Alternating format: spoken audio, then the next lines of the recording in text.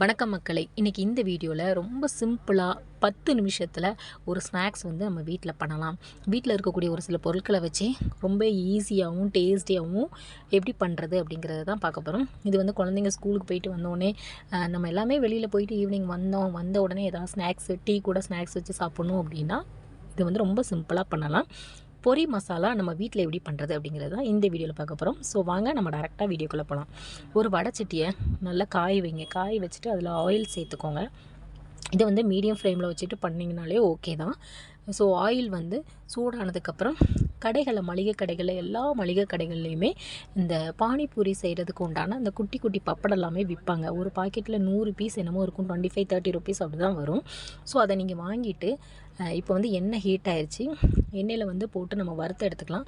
எண்ணெயில் நம்ம போட்டு வறுக்கும்போது அது பார்த்திங்கன்னா நல்ல புஷ்ஷுன்னு பூரி மாதிரி புஷ்ஷுன்னு பொரிஞ்சு வரும். ஸோ இந்த மாதிரி பூரி எல்லாமே நம்ம பொரித்து எடுத்துக்கணுங்க.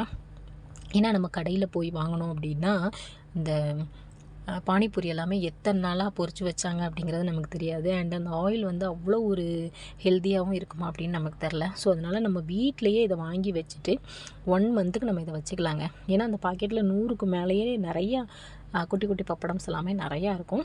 ஸோ அதனால் இதை வந்து இந்த மாதிரி எல்லாத்தையுமே பொரித்து எடுக்கணும். இதை வந்து நீங்கள் சிம்மில் வச்சுட்டு பண்ணுங்கள். கேஸை வந்து ஹெவியாக வச்சிங்க அப்படின்னா கண்டிப்பாக ஃபுல்லாமே கருகிரும். ஸோ நல்லா இந்த மொறுன்னு ஆகிற இந்த ப்ரௌன் கலர் ஆகிற வரைக்கும் நல்லா அதை வந்து பொரித்து எடுங்க.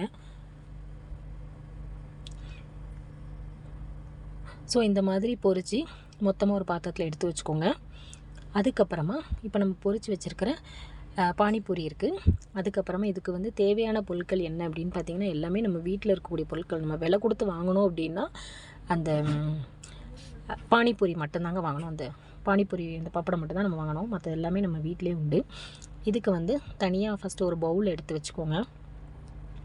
அந்த பவுலில் வந்து நம்ம பொரித்து வச்சுருக்கிற பானிபூரி எல்லாத்தையும் எடுத்து நம்ம என்ன செய்யணும் அப்படின்னா எல்லாத்தையுமே நல்லா நொறுக்கணுங்க. நல்ல எல்லாமே நல்லா கிறிஸ்பியாக இருக்கும். ஸோ அதெல்லாமே நல்லா நொறுக்கணும். நல்லா பொடிசாக வர்ற மாதிரி நல்லா நொறுக்கி எடுக்கணும். ஸோ இந்த மாதிரி எல்லாத்தையுமே நொறுக்கிடுங்க.